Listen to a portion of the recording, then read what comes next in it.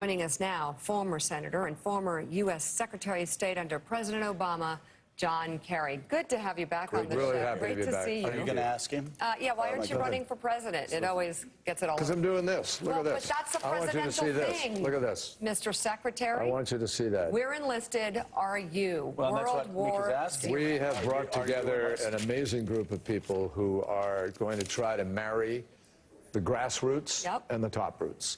Hasn't happened in America. Part of the conversation on climate change has been polarized. And we think that, I mean, we have an amazing group of people, Republicans, Democrats, liberals, conservatives. Who we got? Hey, pass that to me. I'll hold it up while you're talking. Okay, yeah. And then we'll ask you again, are you running for president? All right, so you tell us, who are we looking at here? Wow. Well, you've got the Archbishop of Canterbury, you've got the former General Stan McChrystal, you've got Jimmy Carter, you've got Bill Clinton, you've got Hillary Clinton, Madeleine Albright. You have former Secretaries of Defense, Chuck Hagel, Bill Cohen, Leon Panetta. You have Raj Shah, the head of the Rockefeller Foundation, former prime ministers of countries like UK, Gordon Brown. You've got foreign ministers, finance. The point is to bring together people who seem to have been separated from young people who are out in the streets screaming, where are the adults? Exactly. So we're trying to bring the adults to the table. We're trying to get it done. We have to change the entire discussion on climate change. You know, a lot of people think, oh, it's ice melting up north. It's not going to affect me. Folks, American citizens are dying of climate change already. Mudslides, fires, floods, droughts, farms are being destroyed. We spent $265 billion cleaning up after 3 storms 2 years ago. And one of the storms, Harvey, dropped more water on Houston in 5 days than goes over Niagara Falls in an entire year. So let me stop you there, Mr. Secretary, because I remember I was with a Republican. I golf once every 5 years, and I was with a hardcore Republican about 4 or 5 years ago, and he works for an insurance company. He's an executive of an insurance company, and he's the guy that looks at the tables, actually, the tables, and he said, let me tell you something. He said, I'm a free market, right-wing conservative. He said, all I need to do is tell you the payouts that we have had on natural disasters over the past 20 years. He goes, if you don't believe in climate change, you are a fool. And not only are you're a fool, you're not being conservative with our resources or our money. And this is a guy never voted for a Democratic before. But the bottom line is, it's causing such damage to this country and the world. And Joe, I mean, we used to be a country that believes in science. If you read a book by a Harvard professor, Naomi Oreskes, it's called Merchants of Doubt, you'll see there's a continuum of a strategy by people, unfortunately, on the right in America, who have targeted common sense and science. And they did it against Rachel Carson, against pesticide. They did it with nicotine, R.J. Reynolds. And they've done it with acid rain. They did it with flammable, pajamas for kids. And you see the same scientists, the same phony scientists who've been bought by big corporations who are sowing doubt in America and elsewhere in the world. We're the only country, by the way, in the world that has the kind of deniers that we have in the United States Congress. So what we're going to do with World War Zero, I asked people to go to worldwarzero.com. The site is being built up right now. But we're going to go have town halls. We're going to go to Iowa. We're going to go to New Hampshire. We're going to go to Ohio. We're going to go to red states. We're going to go, and we're going to bring some generals and admirals. We have an admiral in this group who was head of policy and planning at the Pentagon. He'll tell you what the Pentagon is already doing to plan for what is going to happen with climate change. And yesterday in London, you have leaders mocking the President of the United States, openly laughing at him, enough to send the President home early, just packs up and leaves, skedaddles. I mean, that's pretty extraordinary. And that President has said climate change is a Chinese hoax. Right. So let me ask you, you bring up China.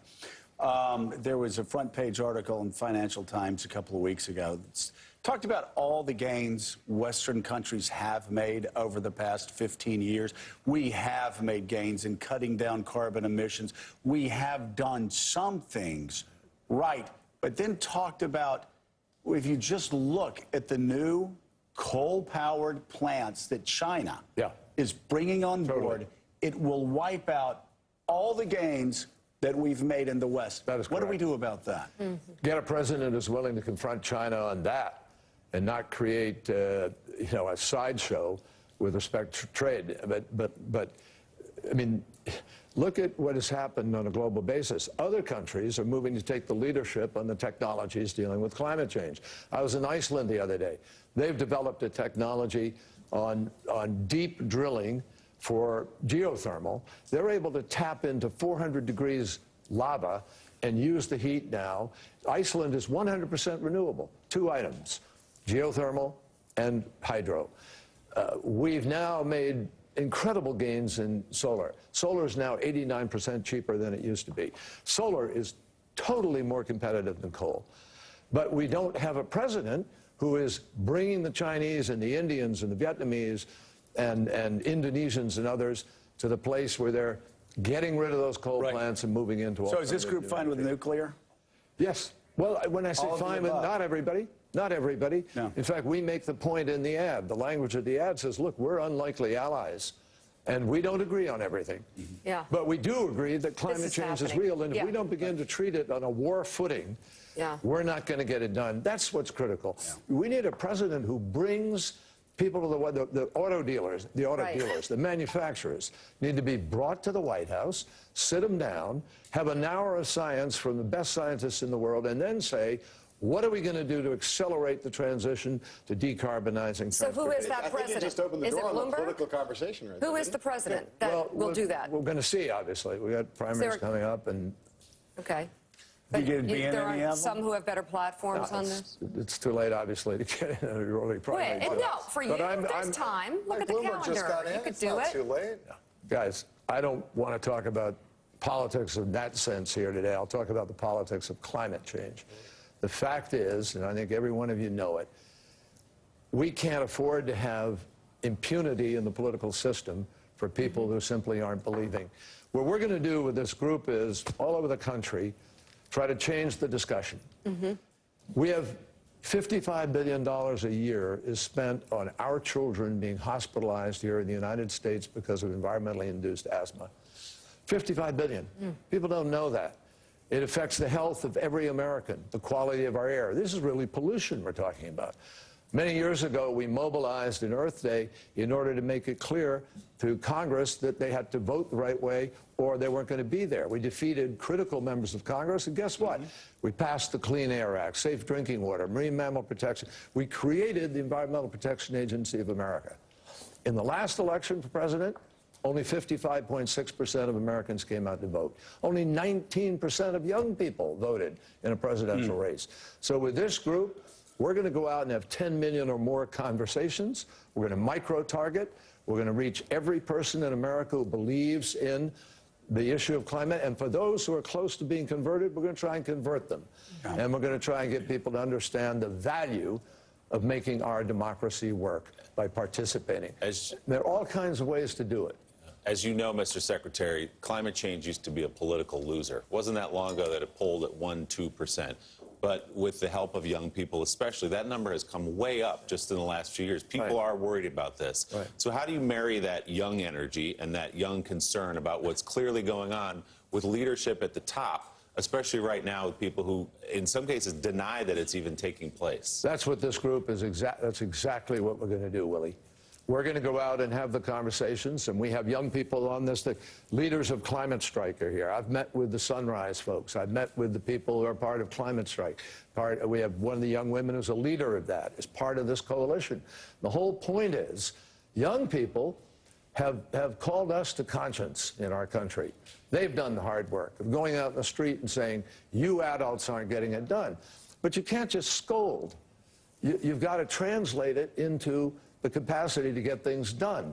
That happens when we marry the efforts of the top roots and grassroots. We create a political movement that is going to demand accountability from people who are in a position. These kids who are demonstrating, they're fabulous, but they don't have a vote in the boardroom.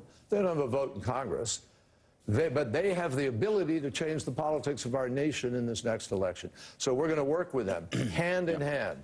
And I think that's what's going to make, first of all, it makes this group completely different. There's no effort yet to do that, and I think that'll change our national dialogue. Okay, let's translate it then. climate change means different things to different people, depending on where you live, your age, et cetera. What are the top 2 or 3 things, if we don't address climate change in a really serious manner over the next decade, how would that change people's lives here in the United States? If we don't do it? If we don't do it. People are going to be paying trillions of dollars to undo the damage that is done by rising sea levels and disappearing living space. I'll give you an example, Southern Florida. Southern Florida is going to have massive transition in places like Miami and the lower delta of the, go to Louisiana. New Orleans already under threat. What happens when you have great sea level rise? The mangrove disappears completely. So that's number one. Number two, you're going to have a change in the production of food. You're going to have, I mean, we've already had, in parts of the world last summer, it was 125 degrees and people were dying just from the heat. You're going to have mass movement of people as the rivers begin to change, the flow of water. There'll be wars and conflict over water. This is why the military is involved. The military understands that young men and women in uniform in the United States are going to be called on to go somewhere to protect American interests as people are banging on the door. You think migration or refugee problems are problems today? For Europe, where we're pledged to defend Europe, and we have Article 5 and NATO, which President Trump's been busy trying to dismantle, you're going to have, if you think the migration a few years ago from Syria and Turkey changed the politics of Europe, wait to see what happens when the entire northern part of Africa is uninhabitable. And millions of people are saying, we want our part of life. We want to be able to eat. And they're banging on the door of Europe. I mean, this is going to change global politics in a dramatic way. Well, and it's even actually, it's happening here in the United States. Back, 20 years ago, you would have members in Congress from the West talking about the war on the West, talking about water rights. Those battles are now coming east. The Times had a story about Florida and Georgia and the battles there, talking about industries that are going away, ways of life that are being disrupted, again, because of climate change. Joe, can I just mention in terms of our country, the fact is we don't even have an energy grid in the United States of America. We have a great big hole in the middle of our country. You can't take energy from Texas and send it to the north. You can't take wind power from Massachusetts, send it somewhere else. Here we are, the country that went to the moon, the country that invented the internet. We're not building anything in America anymore. There's no national infrastructure program that any of you can name at this moment. And here we are screaming for the ability to have better, look at New York. I was in New York last night trying to get around. You can't move in most cities in the world. You can't move anywhere. Doesn't work. So where is the discussion about the infrastructure we need to do that? We've got to build out the infrastructure for decarbonized vehicles. We have to change the way we are creating the power that creates the electricity.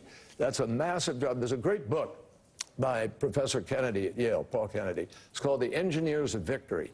And it talks about the things that our parents' generation did in order to make sure we won World War II.